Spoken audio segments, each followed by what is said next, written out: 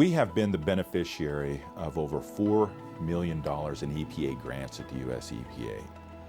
The grant can be used for assessing these sites, these petroleum sites, and that assessment process would allow us to go in and do surface samples and subsurface sampling to find any constituents of petroleum that might be on the site.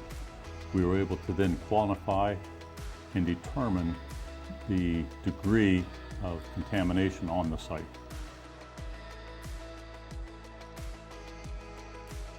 And the US EPA, I like to call, is a front-end funder, meaning that most of the programs that they have help one queue up a site, help one characterize a site, help one identify exactly how much hair might be associated with a site, that one might have to overcome a particular challenge.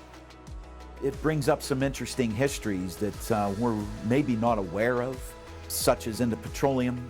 We're finding some places where they may have operated a gasoline station in the 1920s. And in the 1930s, it's no longer there, but there's still some local history that tells us that. We have been using these programs for about 8 years now. And having worked with the US EPA through their targeted brownfields assistance programs, using their cleanup grants, using their assessment grants, actually using a lot of the tools that they have. The fund or the program that we have really got the most out of has been these coalition assessment grants. The benefit of this type of a grant is that the property owner does not have to spend any money to find out exactly and get a quantification of what type of contamination is on their site.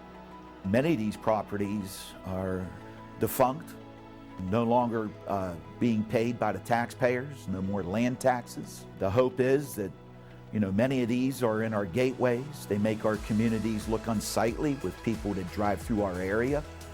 What we like to do is use this money on properties that have challenges, a variety of challenges that if it were not for this front-end money, nothing would happen to that site. One instance is the pilot that we opened up in the south end of Steubenville. Made a beautiful gateway to what was an empty mill factory. Now it's a nice stopover. It brings people to the community. You may not think of it being as much, but it employs people and it serves a purpose. We find that no sooner than we get them cleaned up, a business moves in. And so what we've been able to illustrate is that with the $4 million in grants that we have received to date, we have leveraged well over $500 million of investment on these brownfields.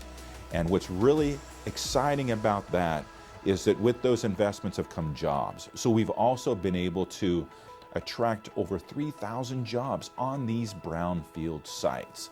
So not only do these dollars help us characterize the site, assess the site, plan the site, they also have proven to be catalytic in stimulating investment, making it a secure investment for banks and private investors to want to invest in, which in turn allows us to get the financing that is necessary for someone to open up a business or an industry right here in the Ohio River Valley.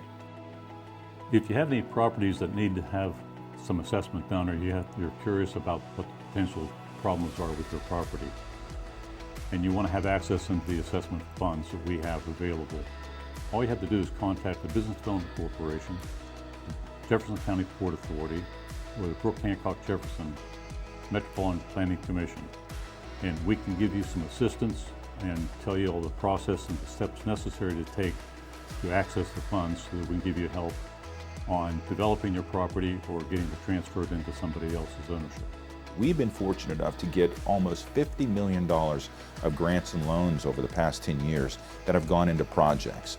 That $50 million has leveraged now close to $700 million of private investment in Brooke and Hancock County alone, and also have contributed to us being able to attract 3,200 jobs.